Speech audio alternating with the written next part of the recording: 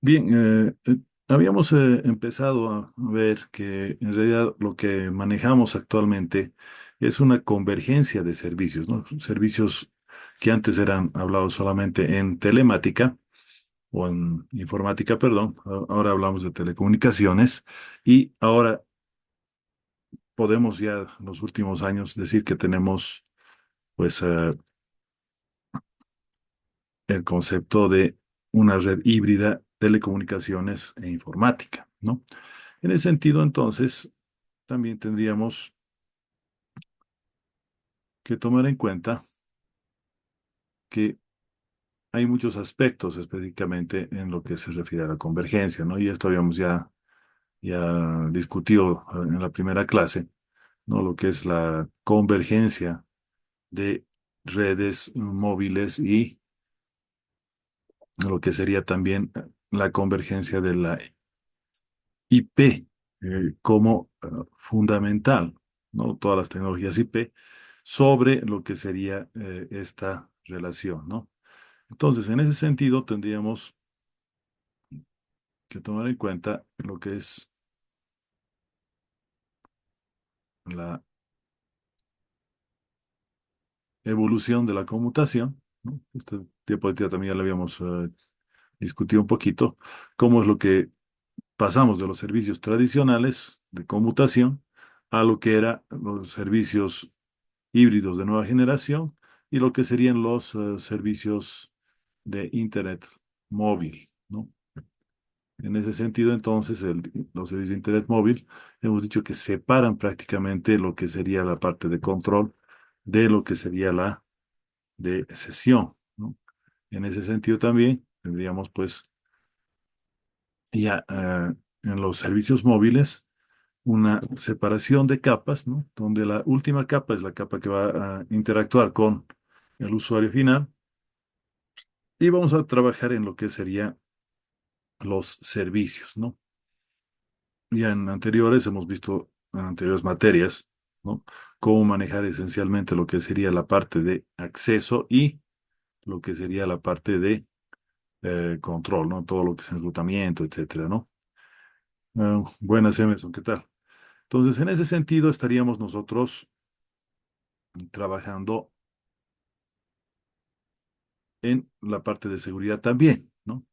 La parte de seguridad estaríamos esencialmente en lo que sería la conmutación de datos y lo que sería la zona desmilitarizada, ¿no? Entonces nosotros vamos a trabajar tanto hoy como el resto del módulo esencialmente en estas dos partes, ¿no? Lo que sería directamente la comunicación por Internet y lo que sería los dominios, ¿no? Ahora,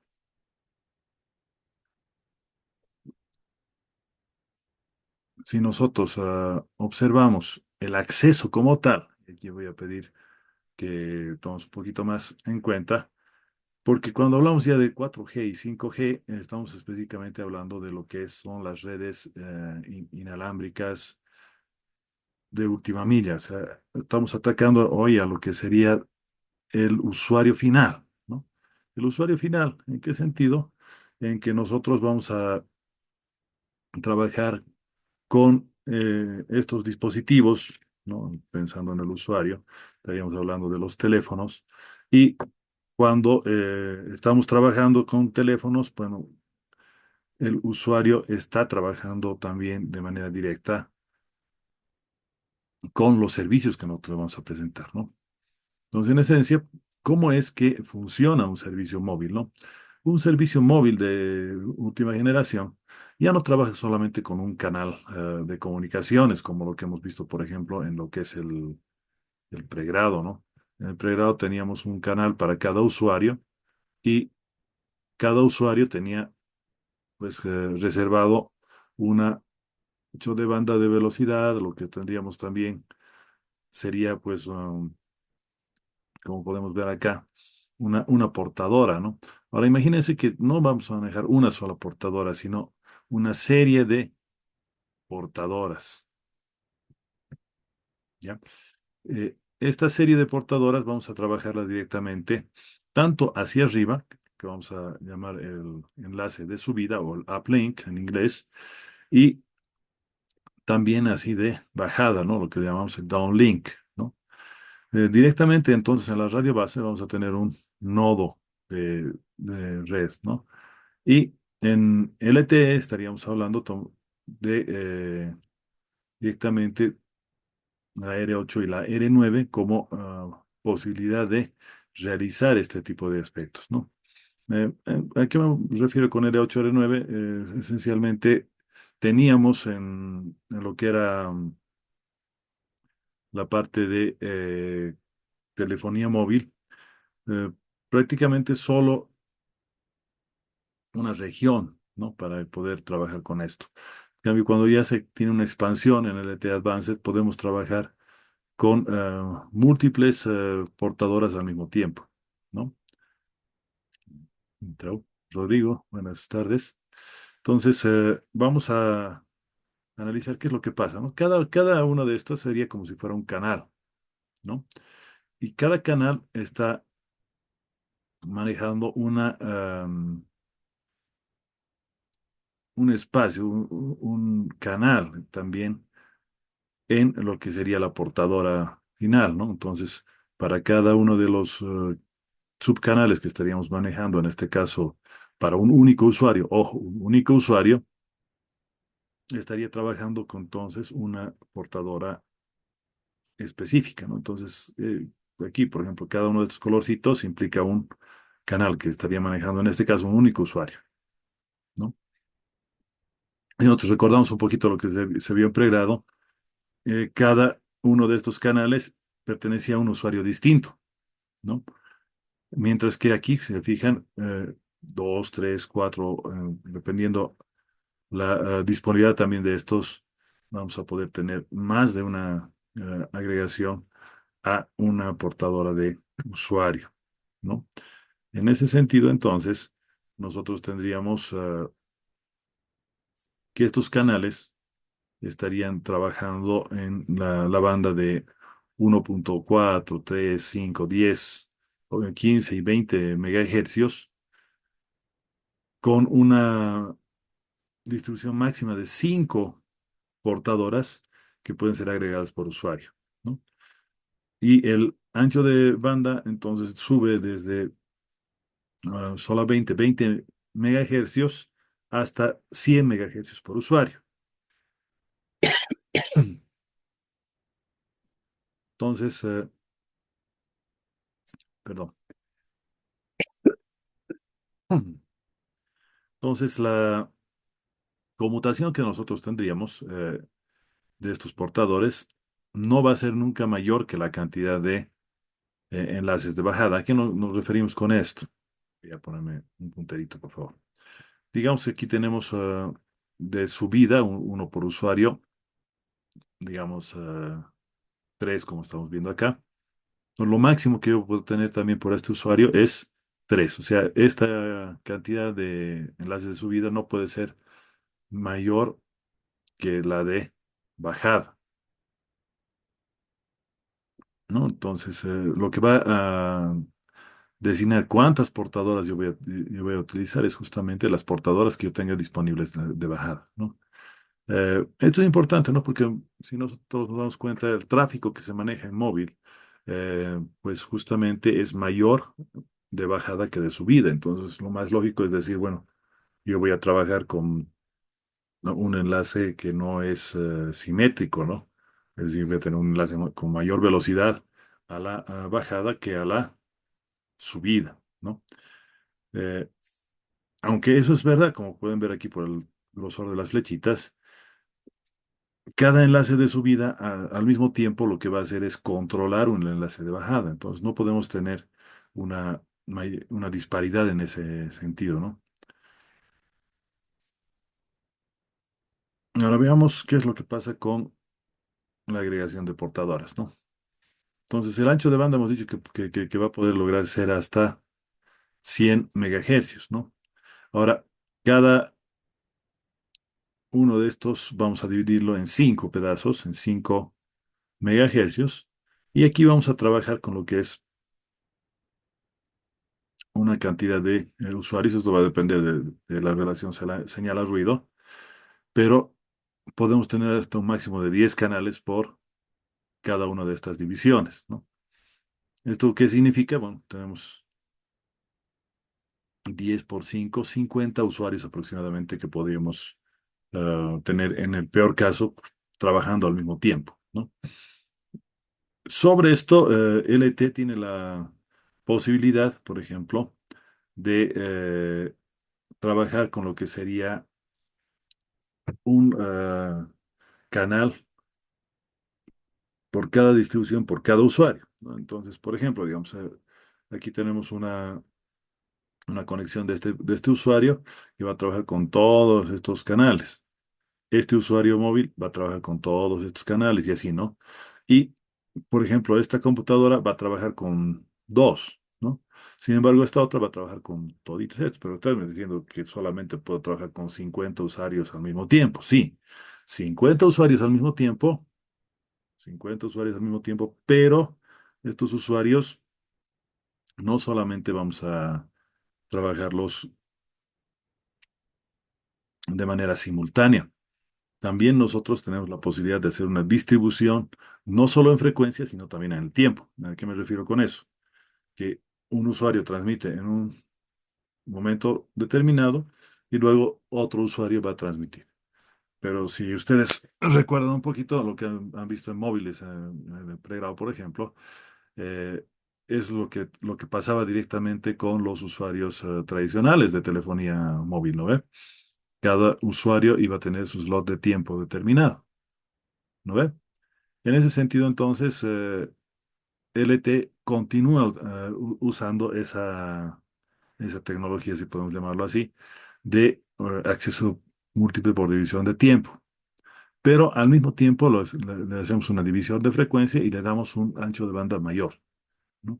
De esa manera, por ejemplo, en este caso del dibujito, tenemos la posibilidad de que pueda transmitir uno, dos y tres usuarios en un solo slot, pero de manera simultánea entre comillas, ¿no? Porque si se bien le está dando todo el ancho de banda. No sé si hay alguna una preguntita por ahí. A ver, para que sea un poquito más dinámica la clase, vamos a empezar a comentar. A ver,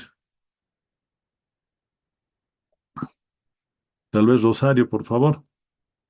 No sé si se ha entendido esta parte, si nos podrías comentar un poquito. ¿Está conectada, Rosario?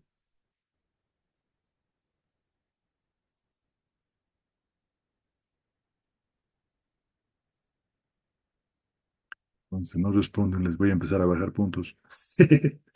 A ver, me voy a conectar con otro, voy a elegir al azar. Juan Manuel Cutipa, ¿está?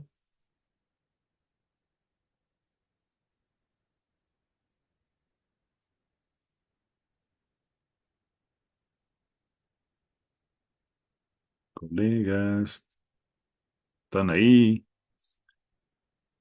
Boris Coronel está conectado. Sí, Al fin, ya me sentía solo. A ver, una cuestión, Boris, a ver, viendo esta parte de acá específicamente. Recordando lo que se ha visto en el pregrado, ¿qué pasa con la velocidad de trabajo de un usuario respecto al ancho de banda? bueno, mucho depende del dispositivo, eso me he dado cuenta. Eh, las antenas que tienen los celulares, por decirle, varía mucho de acuerdo a la versión del sistema operativo, del hardware, Ya. y también de la distancia que tiene, ¿no? De acuerdo a la antena y la frecuencia que esta puede dar. Cuando está integrado, bueno, la U era la única frecuencia que se podía cargar era la 2.4 y era una frecuencia que, como sabemos, comparte mucho con todo tipo de equipos electrónicos, y lo que hace es que la frecuencia en ese sentido sea muy débil. Entonces, había mucho problema, mucha latencia y mucha intermitencia. Pero también afectaba lo que era el dispositivo final, el celular, que en aquel tiempo Bueno, no era como ahora los celulares, no eran más, más limitados, incluso por los datos. Sí había LTE, si no recuerdo mal, pero igual no era muy bueno. Entonces, hay varios factores para lo que es la red inalámbrica que puede afectar un buen servicio, un buen servicio. Eso es lo que puedo utilizar. Gracias, Boris. Efectivamente, hay muchos factores que pueden afectar lo que es la velocidad y obviamente la velocidad está casada con el servicio, ¿no? Ahora, hay una cosita que quería que hacerles recuerdo un poquito, ¿ya? Voy a utilizar el Word como pizarrita. ¿Se ve, no? El Word. Bien, yo voy a escribir acá una ecuación, que es la famosa ecuación perdón, de Shannon, ¿no?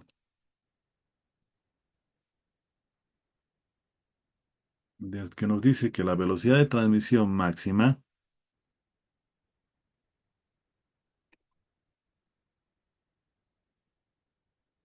la que va a ser igual, pero eso, al ancho de banda multiplicado por el logaritmo base 10 de uno más la relación que hay entre la potencia de la señal y la potencia del ruido. Para nos olvidarnos un cachito de lo que está aquí adentro del paréntesis, aunque lo ponemos más bonito de todos modos. Nos olvidaremos de lo que está dentro del logaritmo un cacho, ¿ya? Entonces,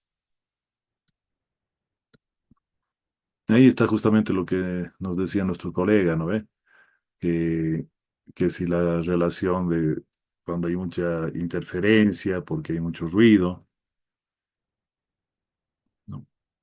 Entonces aquí justamente estaba lo que sería la potencia de la señal respecto a la potencia del ruido, ¿no? Si hay mucho ruido no podemos transmitir, ¿no? Ahí es justamente lo que pasaba en la banda de 2.4, ¿no? Eh, ¿Y qué pasa pues con esta parte de acá? Que es lo que en realidad estaba consultándoles a ver si se acordaba, ¿no? Esta B es el ancho de banda, ¿no? ¿Y a qué nos referimos con ancho de banda, ¿no? Haciendo recuerdo para un poquito jugarnos con esto. Si aquí tengo, por ejemplo, lo que sería,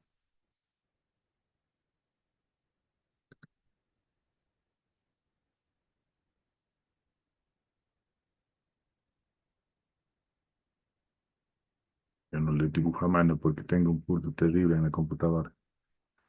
Tengo entonces acá una relación en frecuencia de mi amplitud de mi señal, digamos, una cosa así, digamos que este sea el espectro en frecuencia de mi señal. Estoy inventando, obviamente, ¿no? Entonces aquí yo tengo, por ejemplo,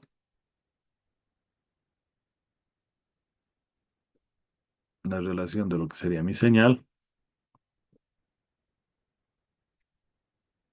respecto a lo que sería la frecuencia. Lo voy a quitar aquí esto, para poderlo poner.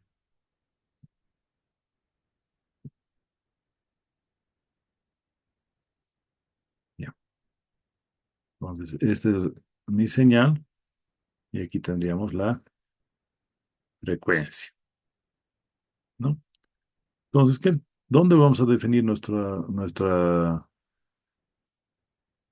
cuestión del ancho de banda? Obviamente esto si lo dibujamos seguramente va a tener poco menos ahí, pero prácticamente aquí es donde tenemos la señal, ¿no? Por lo tanto, el ancho de banda estaba dado entre la frecuencia mínima, que es esta de acá, y la frecuencia máxima, que sería esta de acá, ¿no? Entonces, esta relación nosotros tendríamos entre lo que sería la frecuencia de trabajo, y esto lo vamos a llamar el ancho de banda, ¿no? Ahora, ¿Qué nos dice pues el teorema de Nyquist que hemos escrito hace un cachito? Que mientras más grande sea este ancho de banda, pues nosotros vamos a poder transmitir más información, ¿no? Es directamente proporcional, olvidándonos un poquito de esto, de lo que sale el logaritmo, ¿no? Entonces, por ejemplo, si esta relación es 1, pues podríamos transmitir por cada hercio un bit, por ejemplo. Entonces, tendríamos un bit por segundo, por cada hercio. Si esta de mancha es un megahercio, por ejemplo, voy a la presentación. Si es un megahercio, podríamos trabajar con un megabit por segundo, ¿no? Ahora, si son 20, podríamos transmitir a 20 megabits por segundo. Yo estoy hablando solamente de una relación bit segundo hercio de 1, ¿no? Obviamente, si tenemos otros lugares donde hay menos molestia, digamos, con la banda de 5, de 8, etcétera, pues entonces hay menor relación señal-ruido. Yo podría tener 2 o 3 o incluso hasta 16 bits eh, segundo hercio, ¿no? Entonces, en ese sentido, nosotros podríamos no trabajar solamente con 20 megabits por segundo acá, sino tranquilamente podríamos trabajar con, digamos, 60, ¿no? Tomando solamente una relación de 3. Entonces, 60 megabits por segundo. Ahora fíjense, estamos hablando de la release 8 de LTE, que sería más o menos la que estaría por el año 2020.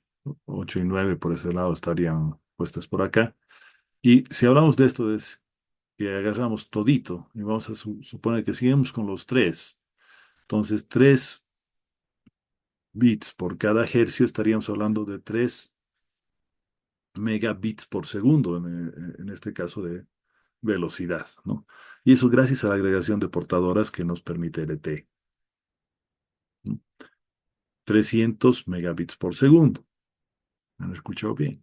En el celular, ¿no? En ese sentido, nosotros podemos transmitir muchas cosas a través de ello, ¿no? A ver, voy a pedir la opinión de otro colega docente. Emerson, ¿está conectado, por favor? Sí, sí, Inge, ¿cómo está ahí? ¿Cómo está Emerson? Teniendo 300 megabits por segundo, ¿qué servicios nosotros podríamos dar a nuestros usuarios?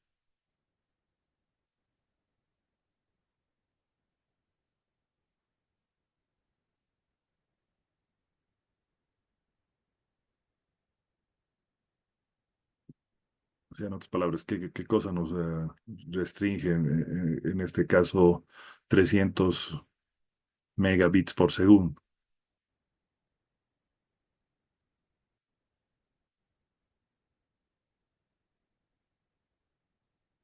¿Por qué se quedó colgado el colega? Porque no le he dado todos los datos, ¿no? Depende qué cosa quiero hacer. ¿No ve? Por ejemplo, ¿se podría transmitir, Emerson, video?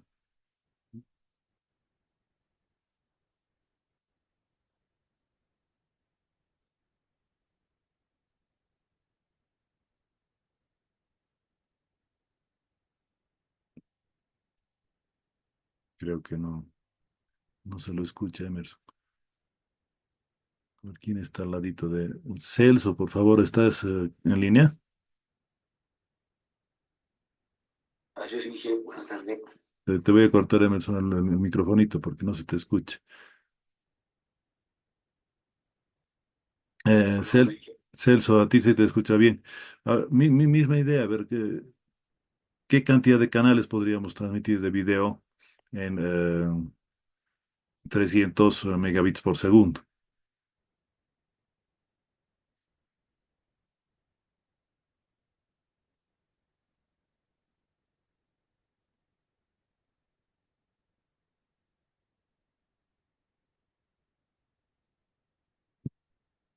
También va a decir, depende de la calidad del canal. Ya. Recordemos un poquito, aquí no es complicado lo que les estoy preguntando, colegas. Miren, eh, nosotros tenemos una calidad, por ejemplo, de canal de audio, ¿no? El audio, ¿cómo sería la velocidad de transmisión de audio.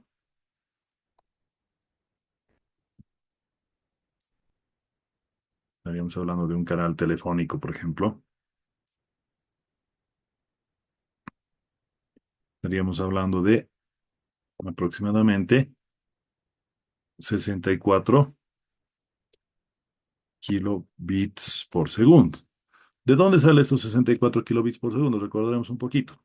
Viene de dos veces, porque estaríamos tomando en cuenta el mínimo que nos dice Nyquist. Luego vamos a trabajar con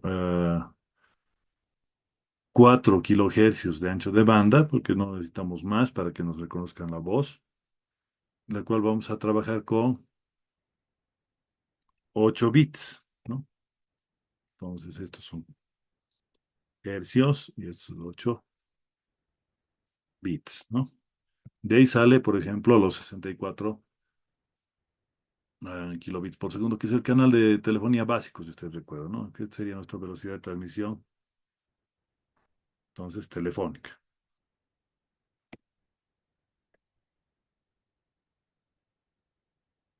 Teléfono, ¿ya? Ahora, esto, por ejemplo, ya se complica cuando queremos transmitir música, ¿no? Porque ya no trabajaríamos con el ancho de banda solamente de un canal, sino de dos canales y a mayor velocidad, ¿no? La mínima, por ejemplo, que no tendríamos que tener es esta misma calidad en estéreo, ¿no?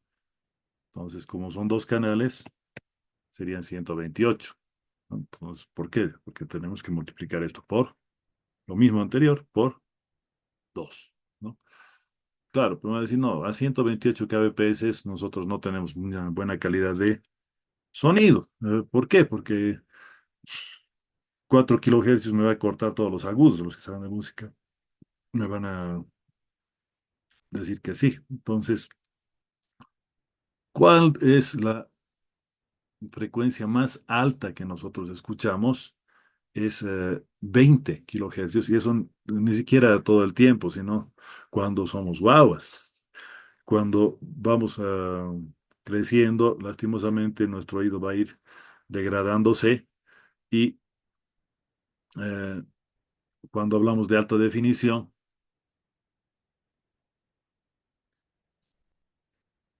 la música de alta definición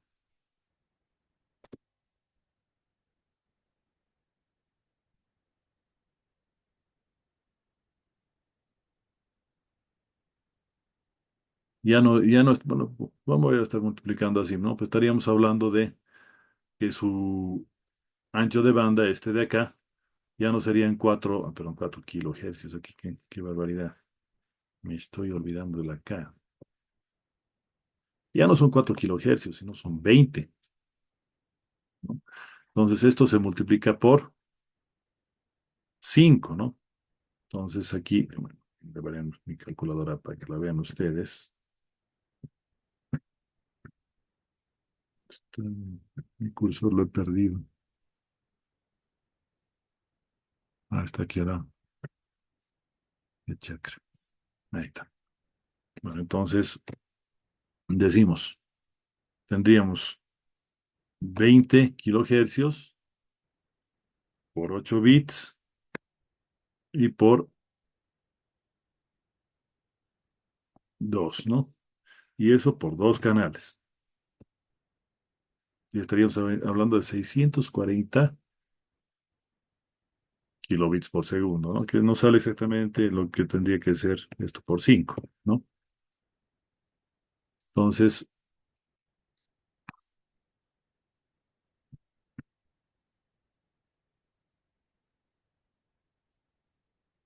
640 kilobits por segundo, ¿no? Ahora, esto estamos hablando solamente estéreo, ¿no?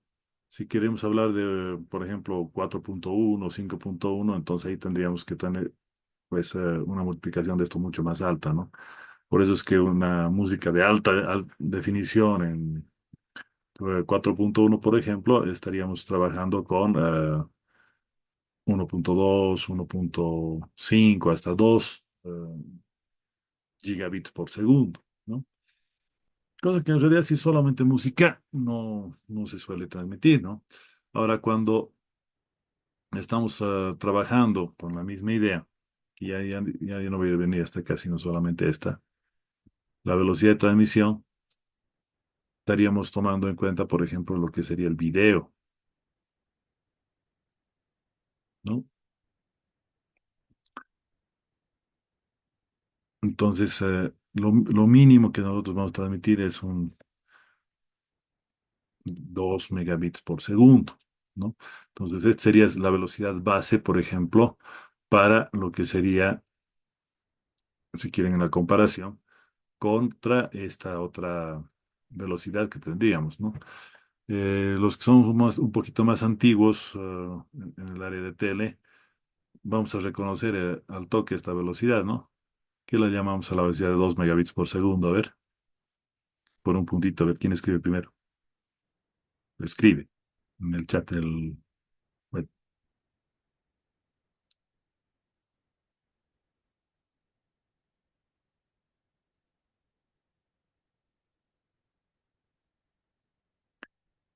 O se me han dormido.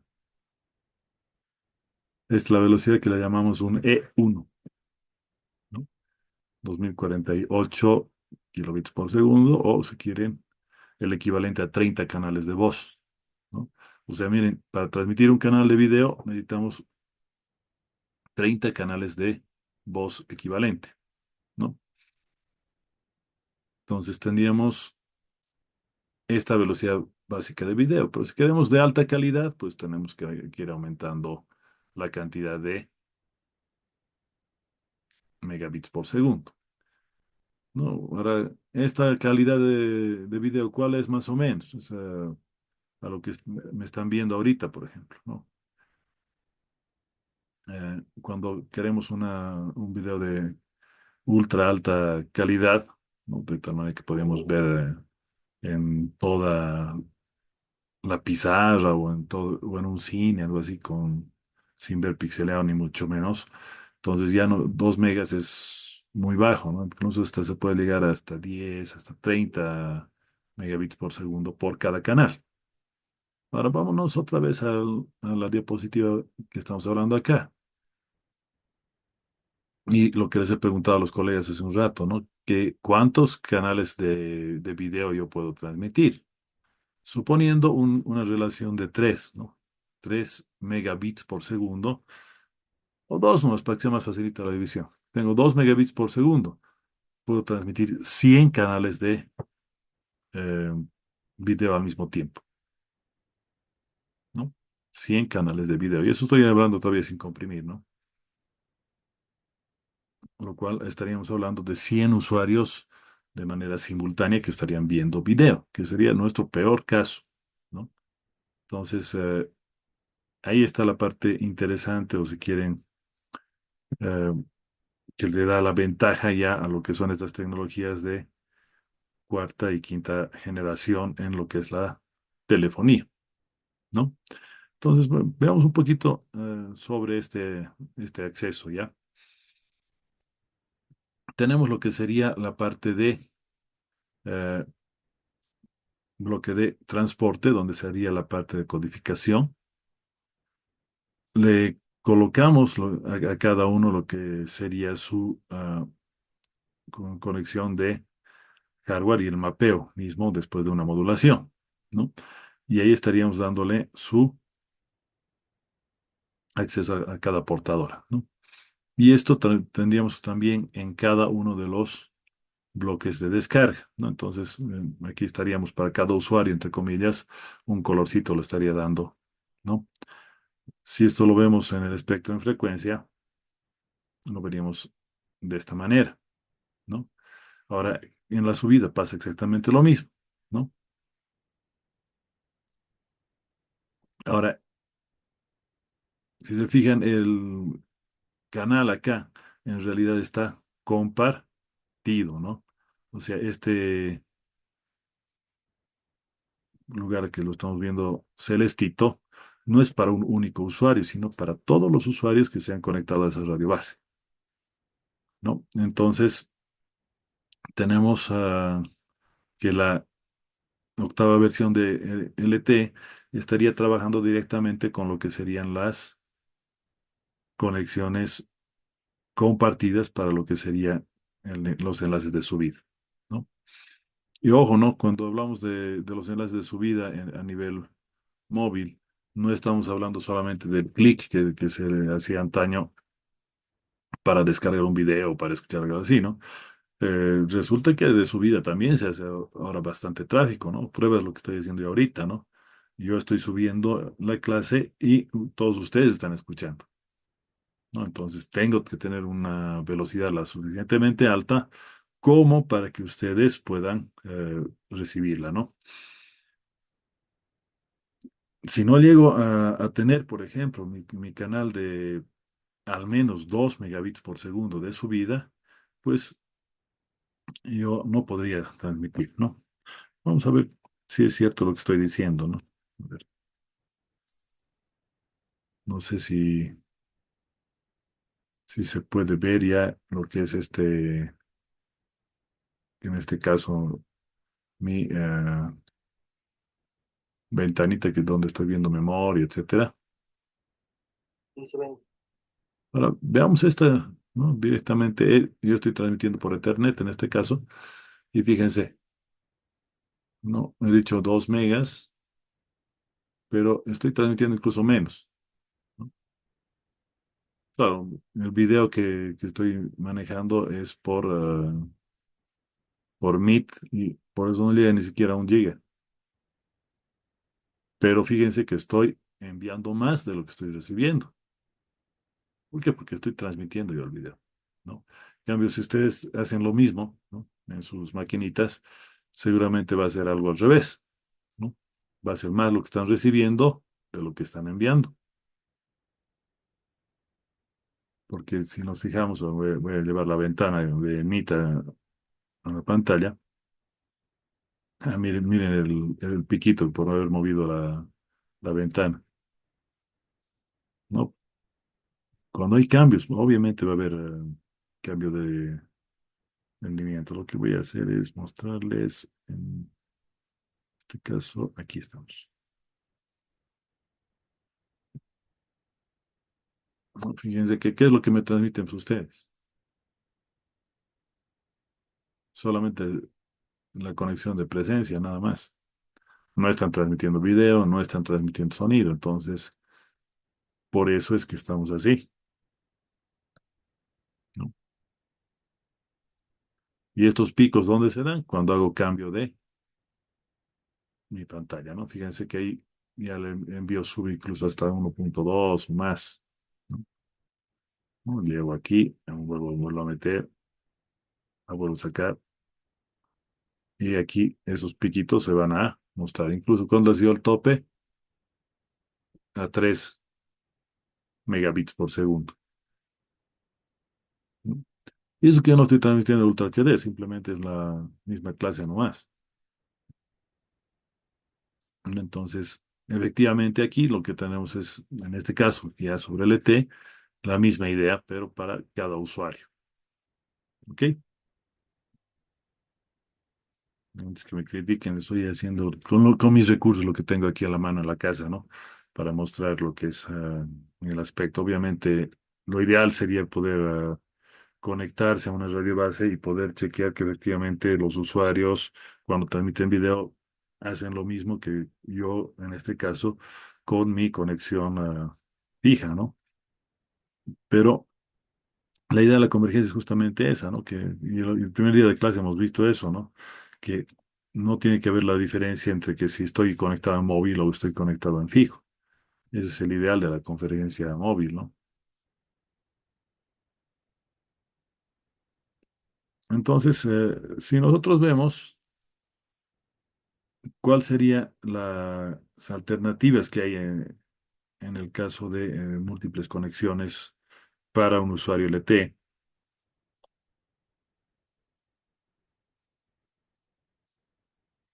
pues tenemos, por un lado, la posibilidad, por ejemplo, de que sean continuos, ¿no?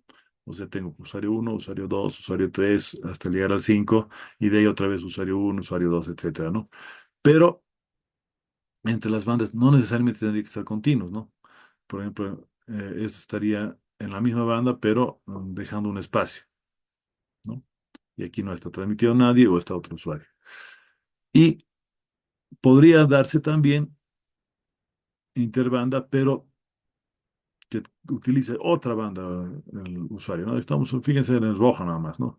Aquí estaría en la misma banda que los otros dos usuarios, aquí estaría en una banda separada, pero dentro de la misma banda de transmisión, y la otra estaría utilizando otra banda de transmisión, ¿no? Recordando cuáles eran las bandas de transmisión, a ver, aquí estamos, ¿no? Estaríamos hablando de esto, ¿no? Aquí estarían los usuarios que pueden estar en cada uno de estos canalitos o puede estar unos usuarios aquí, otros usuarios aquí. Ya a eso nos referimos específicamente. ¿Ok? Espero que se haya entendido la idea, el ejemplito. Veamos, por ejemplo, en lo que sería la parte de creación de celdas, ¿no? Mira, aquí estamos con el inode, o sea, donde se coloca la radio base. Y en este caso, por ejemplo, la agregación de los tres componentes solo es posible cuando, cuando se da qué cosa,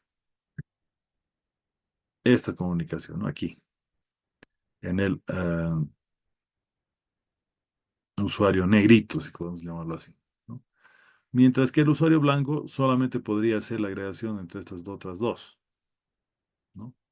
Entonces, servicio primado estaría dando por la celda azul, el servicio secundario estaría dado por la celda celeste y el terciario estaría dado por el rojito. Ahora, efectivamente, esta y esta serían usuarios secundarios, pero este usuario solamente podría aprovechar las portadoras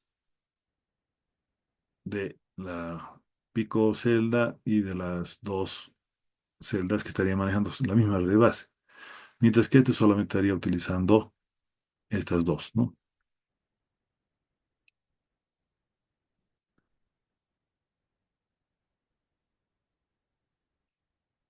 Bien, entonces, ¿qué sería el MIMO, no? Como su nombre lo indica en inglés, Multiple Input, Multiple Output, estaríamos hablando de muchas entradas y muchas salidas para un mismo usuario, ¿no? En este caso estamos hablando de una multiplexación 2 por 2, es decir, tenemos dos usuarios acá a la transmisión. Y fíjense, en este caso, para la recepción, podríamos tener una conexión en una banda, otra conexión en la otra banda, ¿no? Y lo mismo para el otro usuario, ¿no? Entonces, cada usuario podría tener una multiplicación de doble conexión, ¿no? ¿Esto qué me va a permitir? Pues que me va a permitir justamente que tenga una redundancia a la entrada y una redundancia a la salida en la transmisión. Ahora,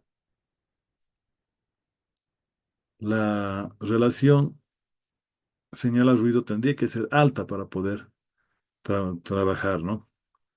Cuando esto es alto, se va a decir, bueno, que la calidad del canal de audio es alta también, ¿no? Cuando tenemos situaciones de baja relación señal-ruido, es mejor utilizar otro tipo de trabajo con multiantenas que no estén supeditadas a esta relación señal-ruido, ¿no? Por ejemplo, la diversidad de transmisión. En este caso, por ejemplo, estaríamos tomando en cuenta para otro tipo de escenarios, ¿no? Por ejemplo, en este caso, con la diversidad, estaríamos dándole dos portadoras a este usuario que está en verdecito y una sola portadora a este que está alejado, ¿no? Este que está alejado tendrá pues, una relación señal-ruido más baja. Por lo tanto, no le puedo dar mucha cantidad de portadoras. Y como está lejos de la red base, y justamente lo que decía hace un rato el colega, ¿no? Me alejaba o no tengo buena conexión. mientras más lejos esté de mi radio base, ¿no? Y eso se da específicamente por la relación señal-ruido.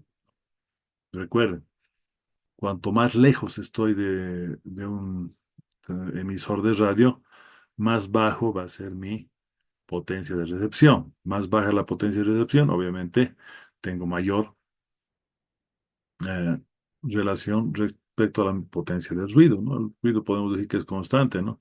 Pero si la velocidad perdón, si la calidad de la señal baja, entonces va a tener menor potencia, pues vamos a tener obviamente también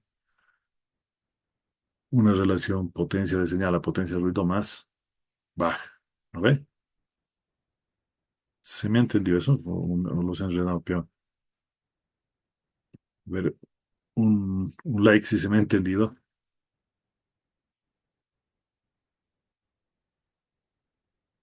Una carita triste si es que no se entendió nada.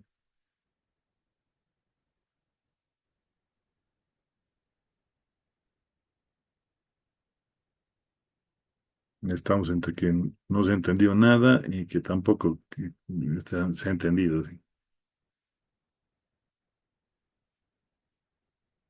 Ah, bueno, una tipa abandonó. Emerson también abandonó. ¿Qué pasó? A ver, una vez más vamos a aprovechar nuestra pizarrita. ¿A qué me refiero con lo que estábamos diciendo hace un momento?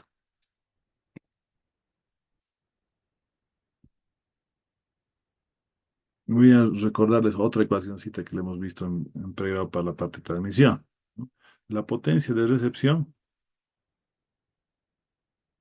¿a qué va a ser igual? Va a ser igual a la potencia de transmisión menos lo que sería la atenuación. La más importante en el caso de radioenlaces es la atenuación en espacio libre, ¿no? Y vamos a poder decir otras atenuaciones.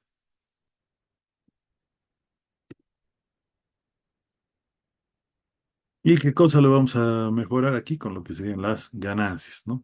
Ganancia en la antena de transmisión, ganancia en la antena de transmisión, ganancia por modulación, etcétera, ¿no? Y le vamos a dar un margen más para que aseguremos que esto va a llegar, ¿no? Ahora, esta de acá, ¿qué cosa era la atenuación en espacio libre? La atenuación en espacio libre, ¿a qué va a ser igual? Va a ser a la, a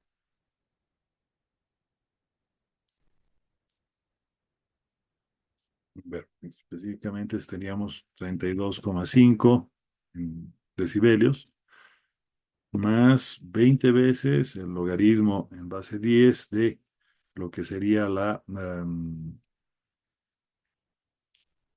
distancia, pero distancia medida en kilómetros, más 20 veces del logaritmo también en base 10 de lo que sería, en este caso, la frecuencia. Por el momento nos olvidaremos de esto, sale por parámetros de permitividad y otros aspectos atmosféricos que ya seguramente en el pregrado lo han visto, ¿no? Ahora, estos dos factores son los claves, ¿no? La frecuencia no va a cambiar, ¿no? Una vez que elijamos un ancho de banda y una frecuencia de trabajo, ahí se queda, ¿no? Entonces, esto es lo que vamos a tomar en cuenta para el caso que decíamos aquí, ¿no? Si estaríamos muy cerca de la radio base, entonces, por ejemplo, menos de 1 kilómetro, este logaritmo de acá, ¿no? Como la distancia está en kilómetros, en realidad va a ser negativo, ¿no? Es como que vamos a tener menor atenuación de esos 32,5, ¿no? Eh, ahora, ¿qué pasa si nosotros estamos ya lejos, digamos, a unos 2, 3 kilómetros, ¿no? Entonces, digamos, a 10 kilómetros estaríamos ya atenuando 20 dB más la señal, ¿no? Para recordar cuánto era un dB, 5 dBs, no, perdón, 3 dBs nos daban ya la mitad de la potencia, ¿no? Entonces, esa relación nosotros tendríamos que tomar en cuenta para hacer nuestros cálculos, entonces, de relación señal-ruido. Ahora, esa potencia que decíamos es justamente esta potencia de la señal, ¿no? Y para que nosotros podamos trabajar con MIMO, necesitamos sí o sí una buena relación señal a ruido, ¿no? Entonces, ahí tenemos una referenciación de los canales, ¿no? Por ejemplo, estamos comparando lo que sería el release 8 de lo que es LTE contra el release 10 de lo que sería LTE Advanced, ¿no? En este caso, por ejemplo, vamos a tener que se puede agregar una mayor cantidad de portadoras gracias a la precodificación, ¿no? Entonces, aquí estaría la diferencia fundamental. Miren, estamos la parte de señalización haciéndola después de la precodificación y aquí estaríamos trabajando con lo que sería la precodificación a posteriori, ¿no? De que ya hemos hecho. Entonces, antes hacíamos solamente en la celda, mientras que ahora estamos trabajando por cada usuario, ¿no?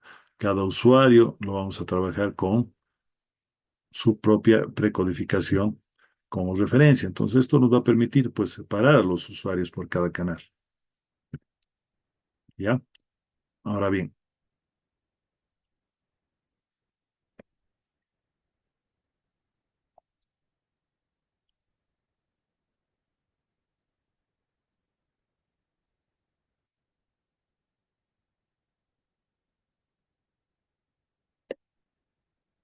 lo mismo pasa entonces con los canales de datos, ¿no? Ahora, ¿qué significa entonces? Pues, por ejemplo, nosotros podríamos tener hasta 8 canales u 8 comunicaciones directamente con cada usuario, en este caso para un solo usuario, ¿no? Sin embargo, por ejemplo, en descarga podríamos separar esta misma capacidad máxima de 8 que podríamos trabajar por canal cuando estamos trabajando con mayor cantidad de usuarios, ¿no? Lo mismo pasaría en el caso de la subida, ¿no? Ahí nosotros tendríamos que para cada usuario podríamos tener máximo en la versión 10 de LTE, pues 4 canales de subida simultáneos. Entonces, ahí podemos hablar también de lo que es el manejo de computación de nodos, ¿no? Por ejemplo, podemos trabajar con una mezcla de celdas grandes y pequeñas, ¿no? Tenemos la celda grande y la celda pequeña, ¿no? Estamos dentro de la cobertura de la celda pequeña, pues entonces recibimos de ambas celdas. Salimos de acá, como en el caso del negro, y estaríamos con una sola celda de relación, ¿no? Entonces, ahí estaríamos tomando en cuenta lo que sería el nodo del donante, digamos, que es el que está llevando el nodo del donador, a este de acá, y el nodo del receptor, que sería este de acá, el verdecito.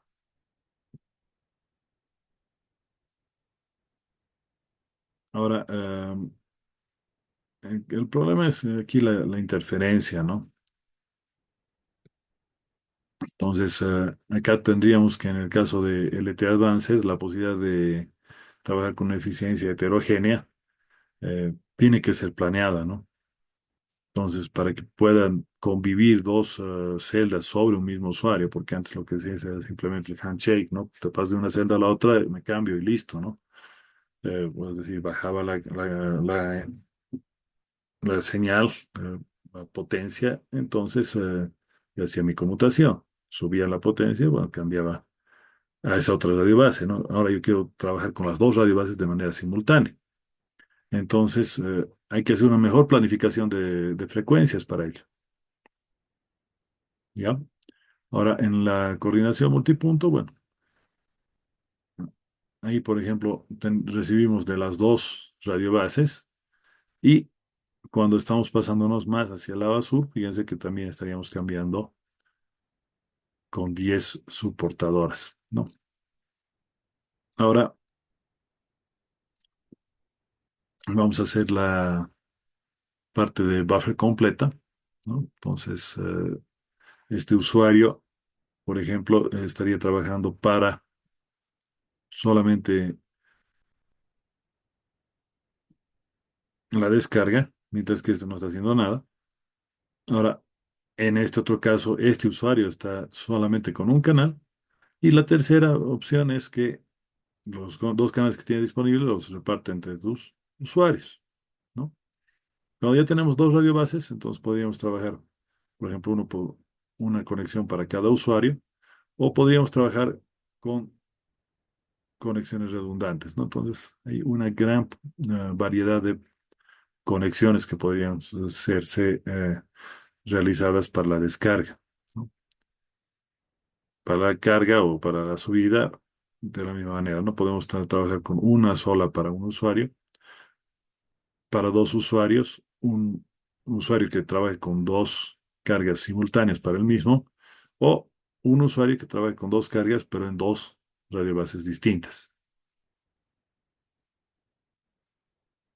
Para lo que se refiere a la eficiencia, pues estaríamos tomando en cuenta bien lo que sería el control de bajada y tendríamos lo que sería una trama, ¿no? De 10 milisegundos, por ejemplo, ¿no?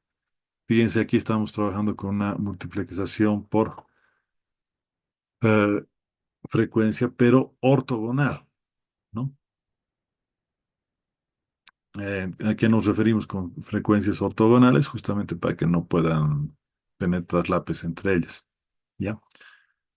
Bueno, hasta ahí tendríamos la parte móvil. No sé si hay alguna consultita, algún comentario.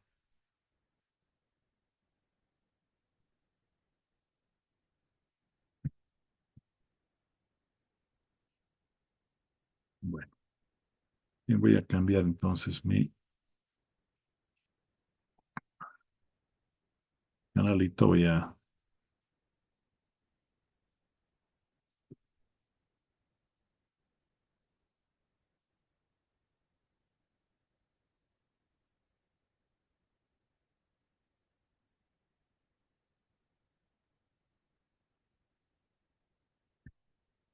No sé si me pueden confirmar. Se tendría que estar viendo mi máquina virtual ahorita.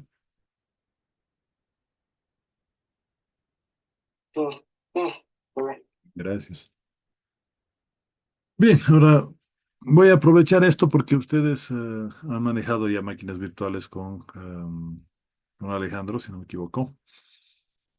Voy a trabajar en este caso con Windows en máquina host y lo que sería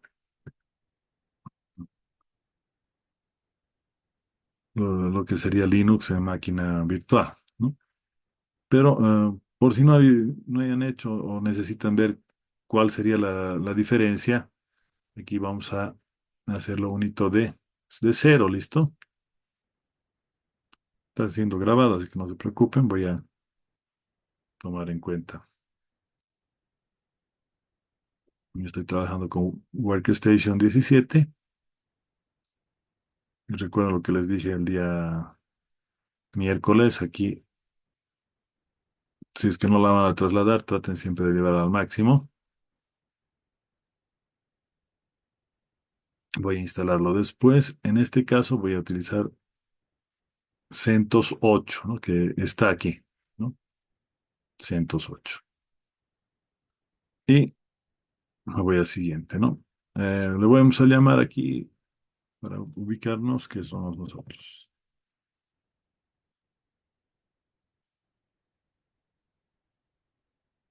Número de procesadores.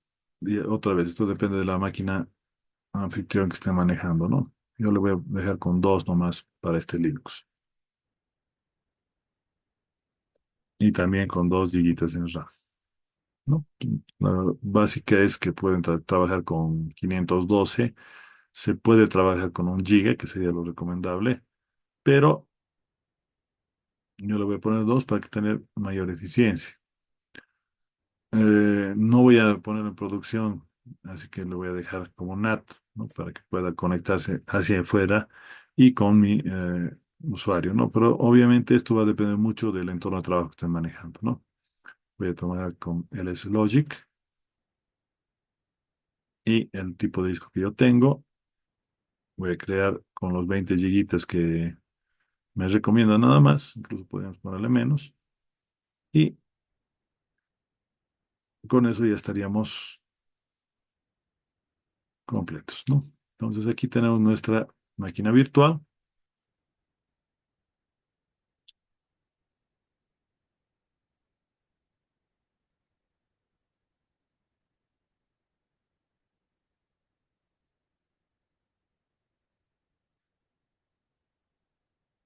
Precaución. Cacho, cacho aquí. Me estoy olvidando con razón. Voy a apagarlo, voy a apagarlo. ¿De dónde voy a cargar mi sistema operativo? Nos hemos olvidado. Entonces me voy acá a lo que sería el dispositivo. Y en DVD específicamente voy a utilizar una ISO. ¿Dónde la tengo esta ISO? Yo la tengo en este caso en mi partición P. Dentro de ISOs voy a utilizar CentOS, ¿no? Entonces ahí lo tengo guardado, ¿no? Entonces ahí le pongo OK. Y ahora sí voy a poder cargar mi sistema operativo, ¿no? Entonces le pongo un play. A diferencia de hace un rato, ya no me salió error, ¿no? Ahora ahí sí le voy a buscar. Bueno, como lo hemos utilizado, no hay necesidad de probarla. Si lo han descargado, sería bueno probarlo primero, ¿no? Tenemos ahorita, estamos hasta el miércoles, prácticamente 4 días para que me descarguen e instalen, ¿no? Hoy, el lunes, vamos a jugarnos con esto, con servicios. Lo que está haciendo ahora es reconocer, obviamente, ¿no? El hardware virtual que estoy trabajando. Va a ser un poquito más lento esto porque estoy utilizando la computadora no solamente para instalar el sistema operativo, sino también para la transmisión, ¿no? No debería haber mayor problema en todo caso. Una vez que reconoce el hardware, va a colocar el instalador, en este caso el instalador de Linux CentOS es Anaconda, ¿no? Como toda la familia Red Hat.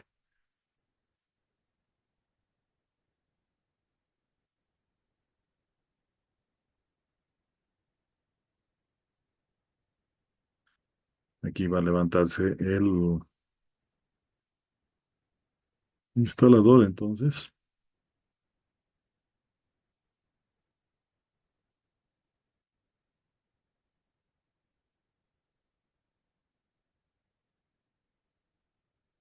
Vamos a ver si reconoce la máquina. Aquí está, ¿no? Entonces, estamos en Bolivia, buscaremos español,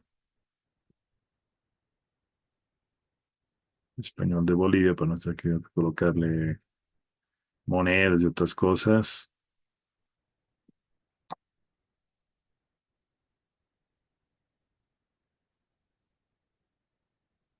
Le digo siguiente. Automáticamente, cuando ponen algún país Latinoamérica, dicen, no, teclado latinoamericano, pero en realidad en mi teclado, por ejemplo, no es latinoamericano, entonces lo puedo arreglar, ¿no? Le digo doble clic aquí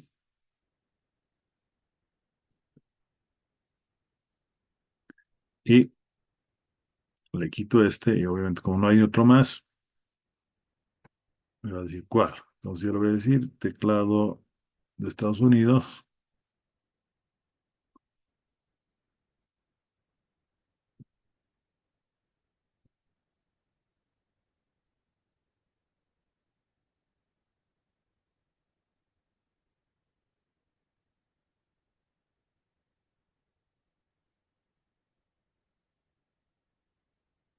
En inglés, Estados Unidos Internacional con metas mates, ese es mi teclado, ¿no? Entonces le agrego.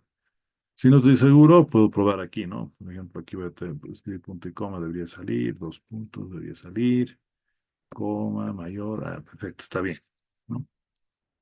Incluido lo que está ahí arriba. Entonces, le digo, está bien, vamos a utilizar en el soporte local, está bien, sistema, ¿dónde vamos a instalar? Bueno, hay que elegir el disco durito en este caso, es lo único que hay, que estamos manejando como disco duro. Prueba, efectivamente ya está. Soporte idiomas, la dejamos en español. Si quieren pueden poner alguno más. Aquí muy importante, elijan servidor con interfaz gráfica, ¿no? Caso contrario, no se les va a presentar, ¿no? Y aquí pues podemos colocar, por ejemplo, lo que es el servicio FTP, servicio web, no sé, ¿ya? DHCP, servidor de correo. Mientras más cosas se coloque, más va a tardar, obviamente, ¿no? Entonces, una vez que está todo eso, le ponemos hecho. Ah, otra cosa que es importante es colocar la contraseña de root, ¿no? Coloquen una contraseña buena, nos va a decir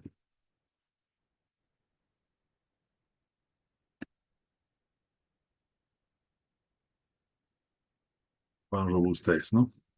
Y prueban que sea recordada bien.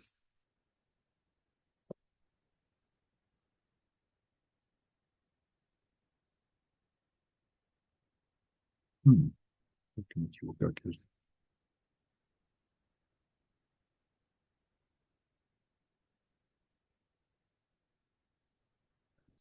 Bueno, y por eso te pide que la escribas dos veces.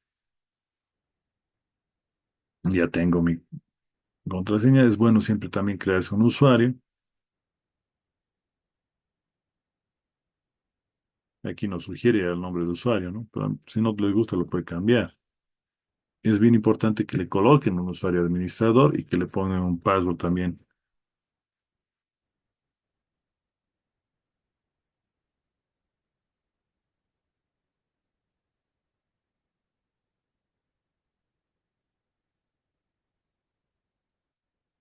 Passwords tienen que ser iguales. Le digo hecho, ¿no? Y ahí empezamos la instalación. Ahora, esto va a depender la velocidad de su computadora, ¿no? De su usuario, etcétera, ¿no? El proceso de instalación puede tardar unos 10 minutos, 5 minutos, 2 horas. Todo depende de la cantidad de paquetes que le haya puesto y la cantidad de características, ¿no? Y obviamente también del mismo dispositivo terminal de salida, ¿no? Entonces, esta parte lo voy a dejar instalando, ¿no? Y los que se han conectado al principio se han fijado que estaba yo jugándome con otro que ya está instalado, ¿no? Entonces, yo voy a entrar a este usuario, me voy a conectar como root, ¿no? Root es el usuario administrador de Linux, por si acaso, ¿no? Aquí vamos a entrar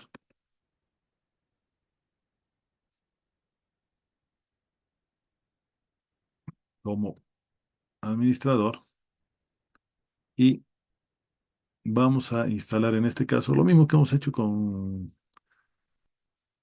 Windows en el un día miércoles, ¿no? Vamos a trabajar con lo que sería una terminal. Me confirma que se puede ver bien la terminal. Está muy chiquito.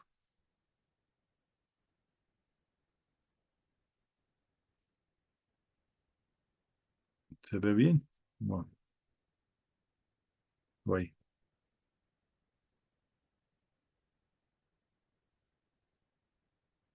Bueno, lo voy a grabar así nomás. Entonces, voy en este caso, e instalar el servidor web, ¿no? Para eso voy a utilizar este comandito, ¿no? Yum update, es para actualizar el sistema de paquetes, que de todo lo que está instalado, no solamente el servidor, menos Y, para que no me pregunte, ¿no?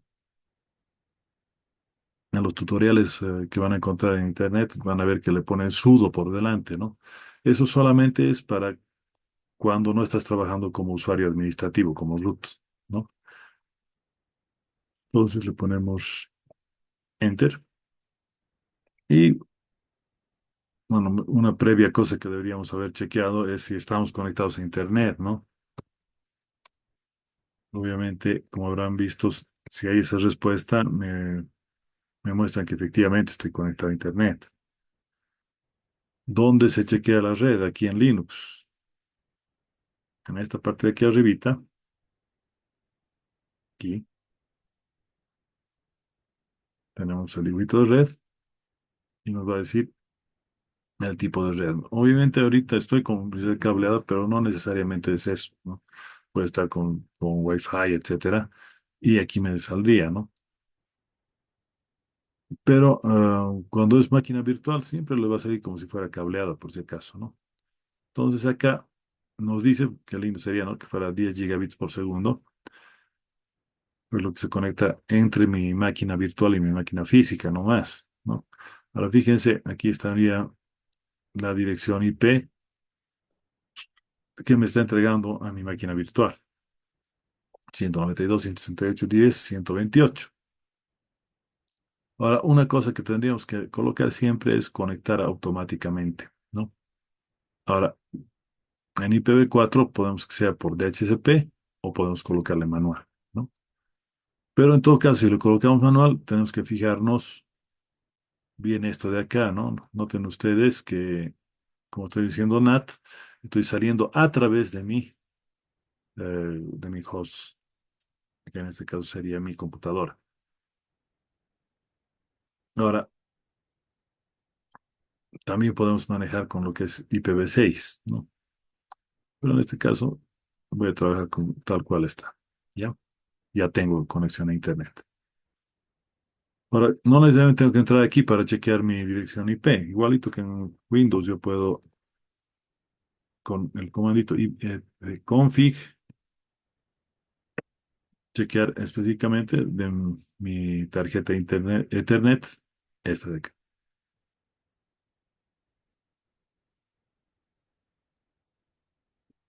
¿Sí? Mi broadcast, mi máscara de red, lo mismo que han visto con nuestro anterior colega, ¿no? Esto obviamente tiene que estar bien conectado, ¿no? Por ejemplo, ¿cuál sería mi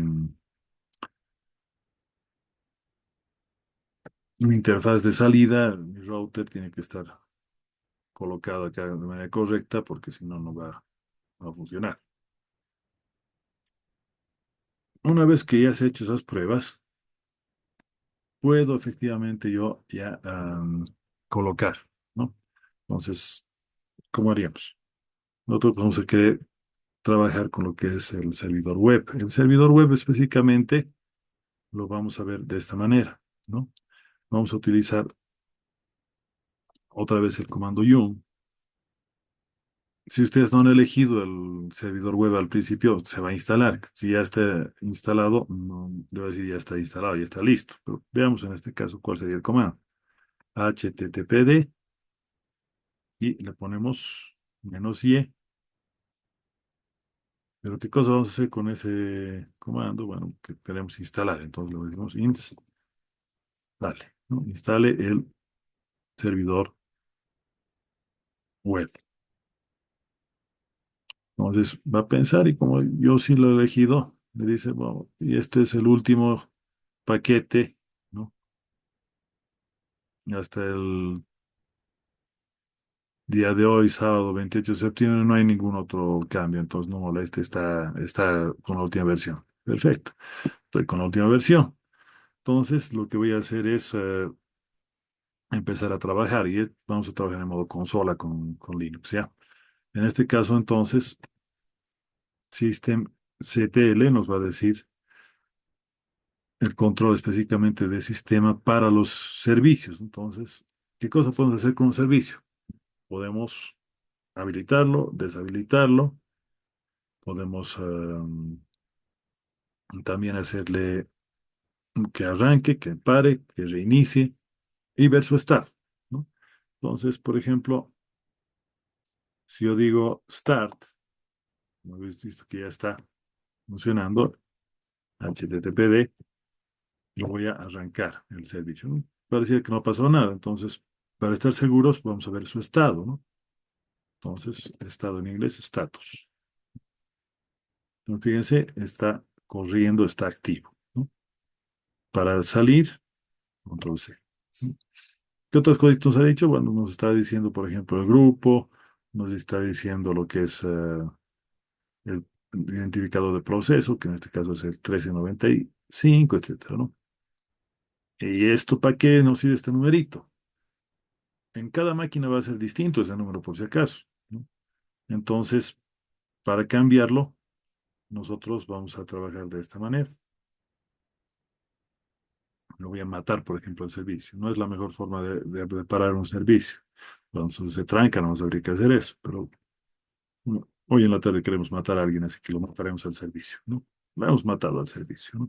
Si yo le vuelvo a preguntar cuál es el estado, ahorita está muerto, inactivo, ¿no? Y nos dice de qué horas, desde un minuto atrás. No es bueno hacer esto porque si lo matas un servicio puede dejar a sus hijitos huérfanos y eso es otros programas que estarían trabajando en background. Entonces, lo mejor es ponerle un stop, ¿no? Lo voy a arrancar de nuevo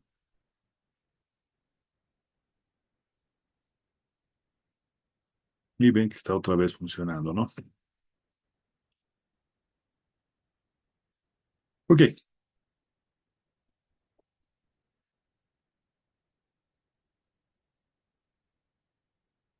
ahora vamos a chequear que efectivamente como está corriendo, ¿dónde está corriendo? ¿Dónde se lo configura nuestro dispositivo? Y miren acá entonces tenemos lo que sería el administrador de archivos de Linux. Lo estoy poniendo para que se vea bien el videito, para que sea un poquito más cómodo acá. Y voy a entrarme, por ejemplo, a lo que es el equipo. Para los que no están muy familiarizados con Linux, estas carpetitas tienen su función, ¿no? Por ejemplo, bin es el equivalente a la carpeta command de Windows, donde van a estar todos los comandos, por ejemplo, el yum, el dir, ls, etcétera, que se van a utilizar para manejar el sistema operativo. Boot, como su nombre lo indica, es en la carpetita para arrancar, ¿no? Aquí vamos a tener los controladores de dispositivo y esta es una de las carpetas más importantes para Linux, ¿no? Aquí en etc es la equivalente a Windows, ¿no? Y aquí tenemos todas las configuraciones de todo el software que está instalado prácticamente en mi sistema operativo, ¿no? Por ejemplo, en este caso HTTPD, tenemos aquí sería la configuración de mi servidor web.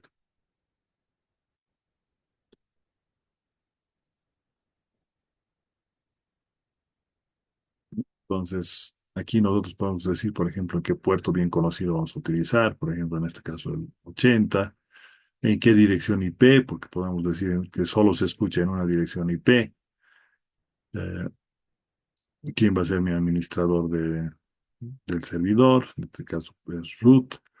Vamos a manejar si queremos utilizar un nombre específico para el servidor.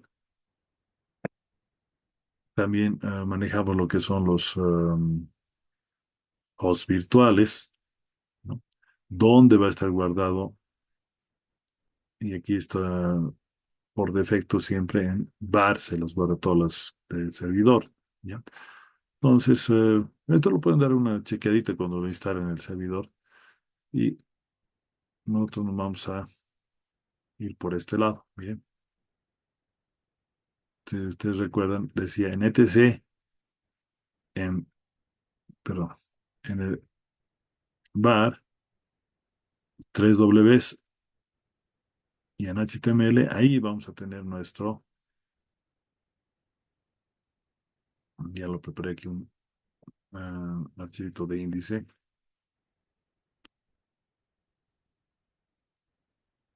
Voy a cambiar el nombre por el momento. Y veremos si esté funcionando efectivamente como dice, ¿no? Aquí tiene su propio navegador, que es el navegador Firefox, que es el mismo de Windows. Aquí yo tengo también instalado, si quieren, Chrome o cualquier otro. Y vamos a probar que efectivamente esté funcionando nuestro servidor web, ¿no? Para eso le voy a poner la dirección IP, 192.168.10, ¿cuánto era? 10.128, ¿no? Que es la dirección IP que hemos visto que tenía este servidor, ¿no? Y efectivamente, fíjense, arranca una página de prueba que viene por defecto, ¿no? Si yo me conecto por otro lado, a ver, voy a ver una nueva ventana por este lado.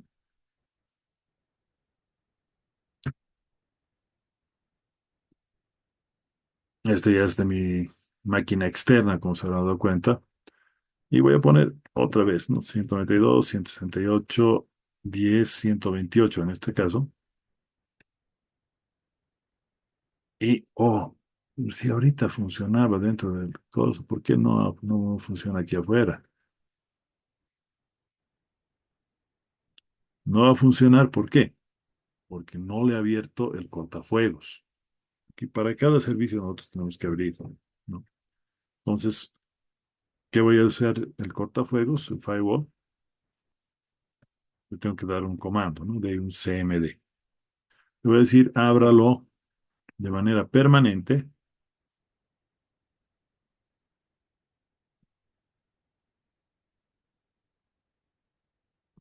Oh, no me deja acabar.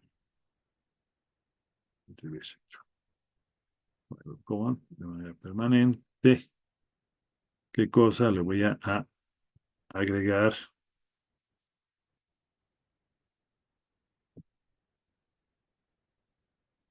un servicio. ¿Y cuál servicio va a ser? El HTTP. No tengo que no lo estoy poniendo en la D porque estoy agregando al servicio, ¿no? Me va a decir exitoso. Y voy a agregarlo también el S, ¿no? La diferencia entre ambos es que uno va a ser cifrado y el otro no. ¿Y qué me falta? Pues activarlo, ¿no? Para eso yo voy a recargar.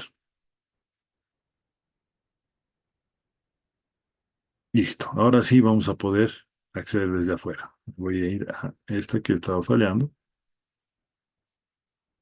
¿no?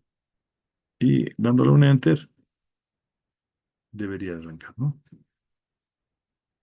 Bien, como ustedes han visto hace un ratito, yo tenía en mi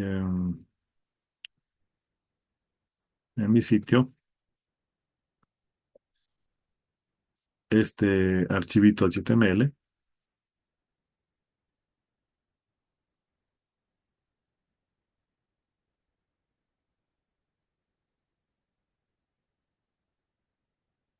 Vamos a ver lo que tengo en este caso simplemente es un hola mundo. Entonces, ya le he cambiado. Fíjense que lo he puesto como index.html. Cuando quieran que levante otro que no sea el archivo de índice por defecto, pueden cambiarlo eso en la configuración del archivito que les he mostrado antes, ¿no? Pero si yo lo recargo, debería aparecer ese mi hola mundo, ¿no? Me voy a este lado y voy a ver por fuera que debería también cargar lo mismo.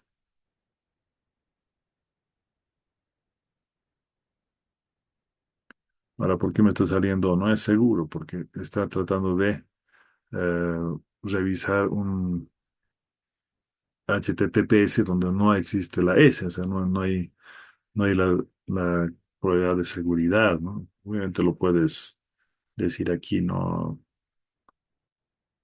conoce mi dominio, no conoce, etcétera, ¿no? Por eso es que no sale que no es seguro. Pero bueno, ahora veamos qué pasa si nosotros lo paramos. ¿Se acuerdan que decíamos que podíamos parar? Stop.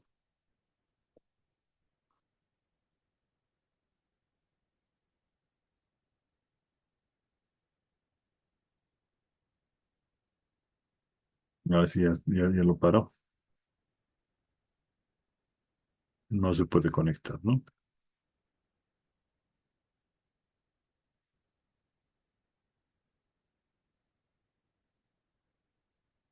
Y ahora, obviamente, ya se conecta, ¿no?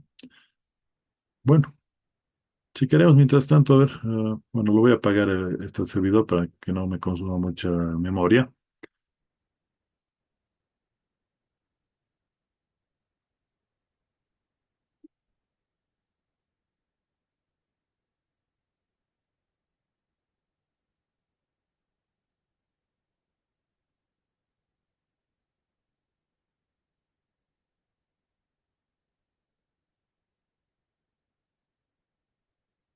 Y veamos el otro. Acá, no, sigue todavía. Va a tardar, yo creo, buen rato. Y viendo la hora, ya estamos en hora, ¿no? Prácticamente. Bueno, estimados colegas, a ver, no me he fijado, pero creo que